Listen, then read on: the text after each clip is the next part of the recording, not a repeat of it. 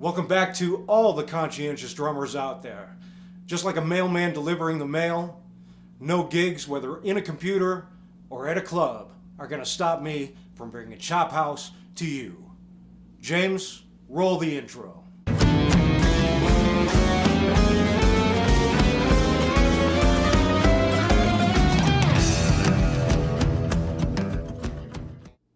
Okay, it is time for that lofty subject, rhythmic illusion.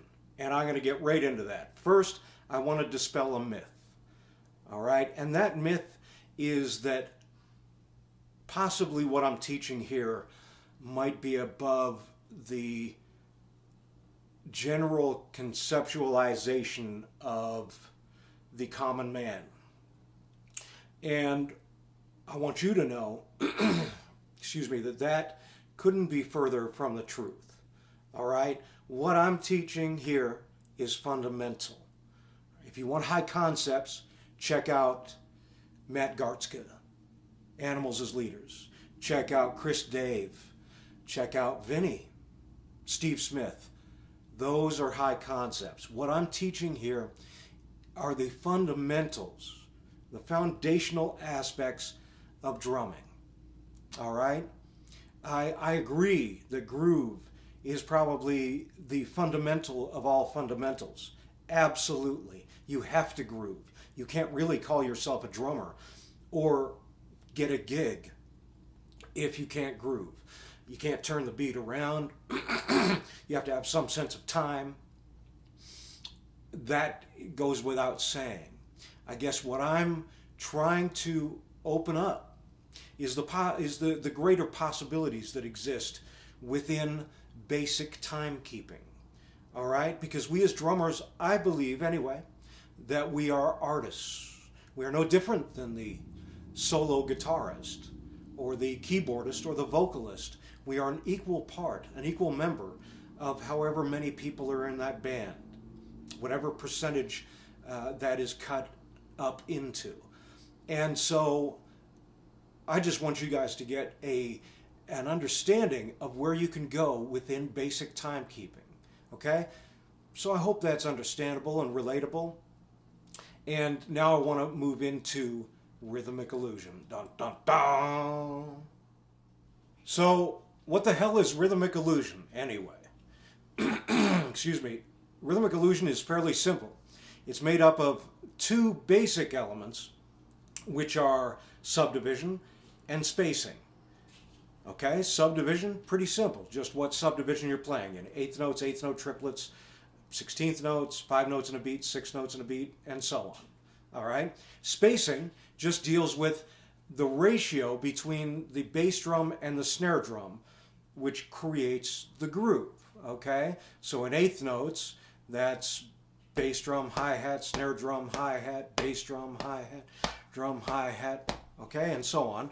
In triplets, you're spacing 3 notes apart, okay? So to create rhythmic illusion, basically what you do, excuse me, is you change the subdivision and keep the spacing the same, okay? So if I play 2 notes apart in a triplet, that creates an impression that I am playing a straight eighth note groove over triplet time.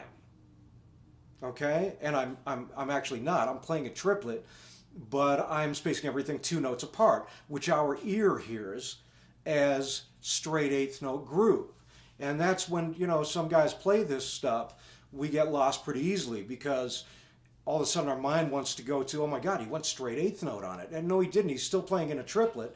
He's just changed the spacing of that thing. Okay, so we're going to start out very simple in this episode. And in further episodes, we'll branch out into a little bit more complex stuff. But right now, I'm going to give you the foundation for this stuff so that you get it within you. All right? Now, if for some reason you don't still understand what I'm doing, you can hit me up for a Skype lesson. Absolutely, I recommend it. You take a couple of those, all of a sudden the light bulb goes on, and you're off to the races. You're doing your own thing. All right? So you can do that. You can PM me on Facebook, leave a comment, and I'll get back to you. So let's do this. Okay, So let's get into this. What I'm going to do is basically play a straight eighth note pattern, all right? So eighth notes in the ride and snare drum on beat 2, ultimately bass drum on beat 1. But I'm going to do this in stages. So I'm going to start out straight eighth note and then move the ride ahead to the eighth note triplet and then back to the straight eighth. Then I'll move it down to the quarter note triplet, back up to the straight eighth. All right. Then I'll add the snare drum as the next component, go through it that way, and then I'll go through it a third time with the bass drum. I'm going to keep counting quarter notes in my hi-hat just so you have a point of reference. All right. So here we go at 80 beats a minute. So 1 and 2 and 1 and 2 and 1 and. Now I'll move up to an eighth note triplet. 1 triplet, 2 triplet, 1 triplet, 2 triplet, 2 triplet. Now back to the straight eighth. 1 and 2 and 1 and 2 and. Now I'll move down to a quarter note triplet. 1 triplet, 2 triplet, 1 triplet, 2 triplet, and back up.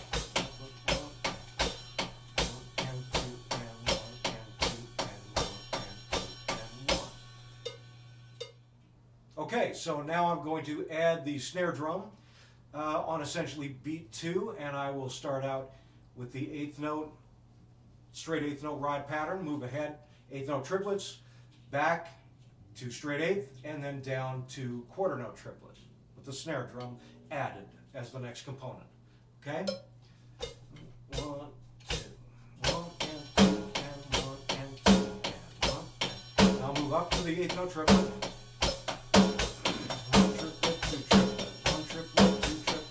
Back to the straight eighth. Now I'll move down to the quarter note triplet.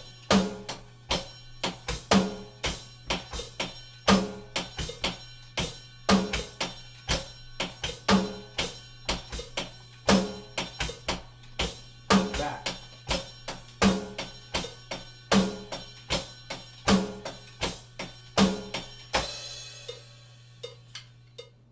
Okay, so I'm going to add the third component now, which is the bass drum, and that will give a complete rendering of a groove being played from the static straight eighth note rhythm up to the eighth note triplet rhythm or down to a quarter note triplet rhythm. All right, still a spacing of 2 notes.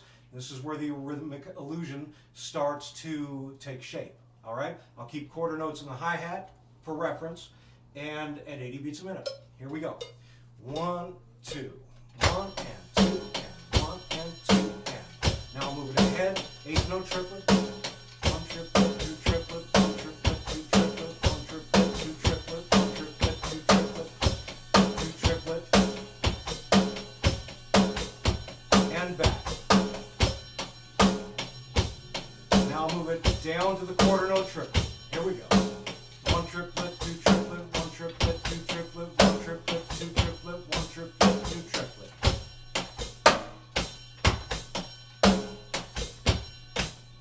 Back.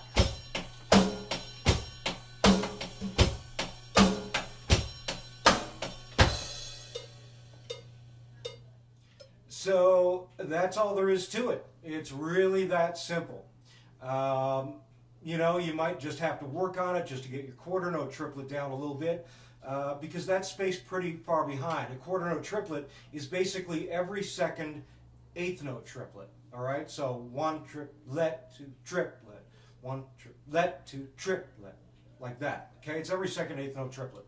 And that really, you know, kind of pulls the groove back and it creates some cool stuff. I actually heard Gary Grace, a drummer from Vancouver, play this in a country band. It was in a ZZ Top,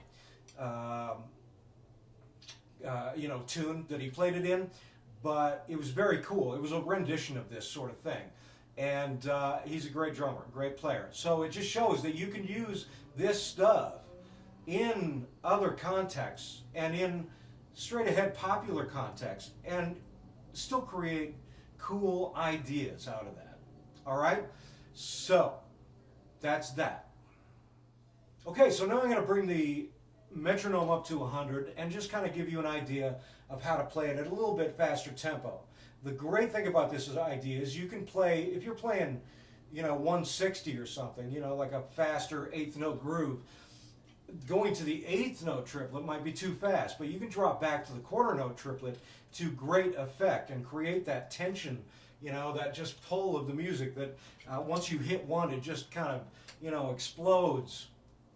Beat one and creates a great release for the band and for the listener, all right, for the audience and the crowd. So I'll do this at 100, and I'll move up to the eighth note triplet and back to the quarter note. So, 1, 2.